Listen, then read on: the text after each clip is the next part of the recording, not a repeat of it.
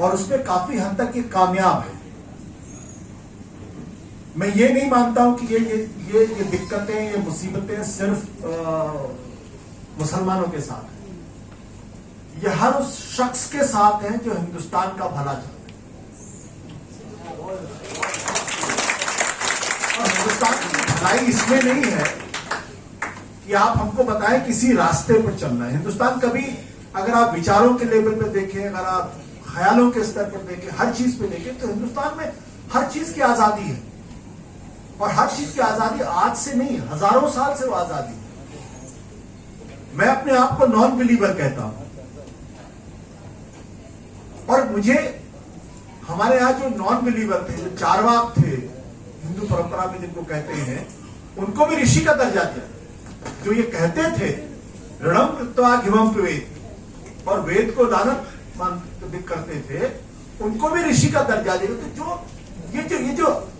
जो ख्यालों की जो आजादी थी कि आपको हर बात मजबूती के साथ कहने का अधिकार था।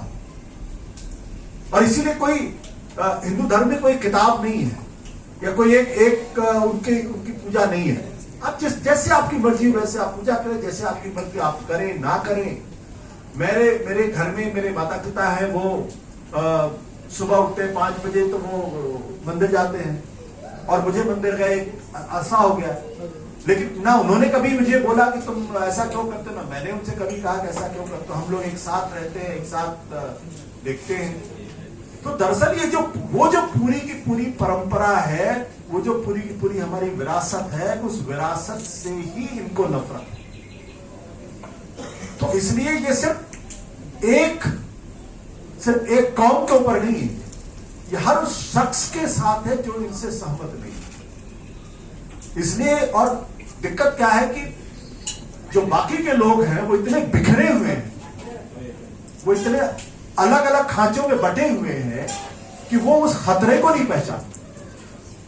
जिनकी जिम्मेदारी है कि जो रोज कहते हैं कि नहीं आज हमारा लोकतंत्र खतरे में है, हमारा संविधान खतरे में है, अगर वो एकजुट हो जाए, एक आवाज से बात करने लगे और उस खतरे को समझ के अपनी अपनी कमियों को दूर करने की कोशिश करें और सबके साथ मिलकर खड़े हो जाए, तो मुझे नहीं लगता कि ये कोई बहुत बड़ी ताकत है। लेकिन एक एक सीट के लिए ये लड़ाइयां करते हैं, अपने हक के लिए और छोटी छोटी चीजों के लिए ये एक दूसरे के ऊपर हमले करते हैं। देखिए, मैं चाहूं तो बड़ी अच्छी अच्छी बातें भी कर सकता हूं। 50 साल के बाद हिंदुस्तान बड़ा खूबसूरत होगा, मुझे तो कम से कम उम्मीद नहीं है।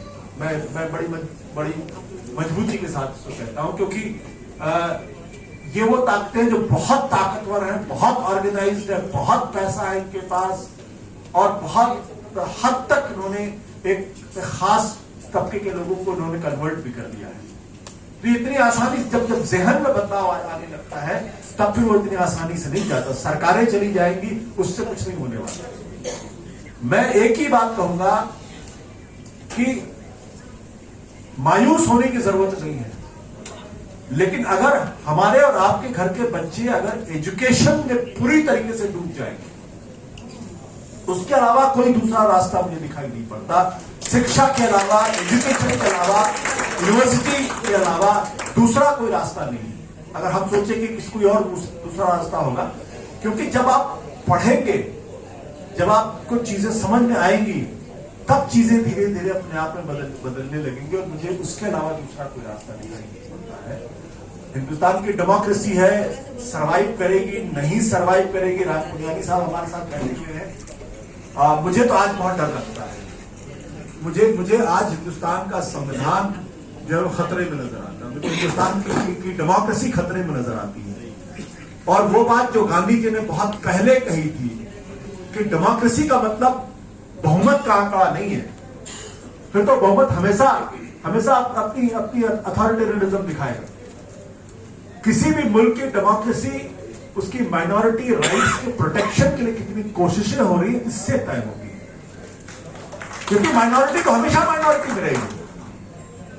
अगर उस डेमोक्रेसी में अगर वो सुरक्षित नहीं है, तो मेजॉरिटी हमेशा दादागिरी करेगी, हमेशा डिक्टेटरशिप करेगी। इसलिए किसी भी मुल्क की डेमोक्रेसी के लिए ये जरूरी है कि वहां की जो माइनॉरिटी है वो अपने आप को इनसिक्योर ना फील करे। और मेरा माइनॉरिटी से कहने का मतलब किसी एक धर्म के लोगों का नहीं है। हम सब लोग माइनॉरिटी में हैं जो सत्ता पक्ष के विचारों से सहमत नहीं है। हम सब लोग उससे, तो हम सबके जो माइनॉरिटी राइट्स हैं, अगर मुझे आज इतने दिन जर्नलिज्म में बात करने के बाद अगर आज मुझे बोलने के पहले 10 बार सोचना पड़ता है, और मेरे जो फादर है, मेरे जो पेरेंट्स हैं, वो फोन करके मगर मुझे बोलते हैं कि बेटा तुम क्यों इतना बोलते हो, ये बात तो पहले कभी नहीं होती थी। वही मेरे पिता थे, वही मेरे परिवार थे, वो तो नहीं बोलते। मुझे भी अब बोलने के पहले 10 बार सोचना पड़ता है। ये मुल्क के लिए अच्छी बात थी।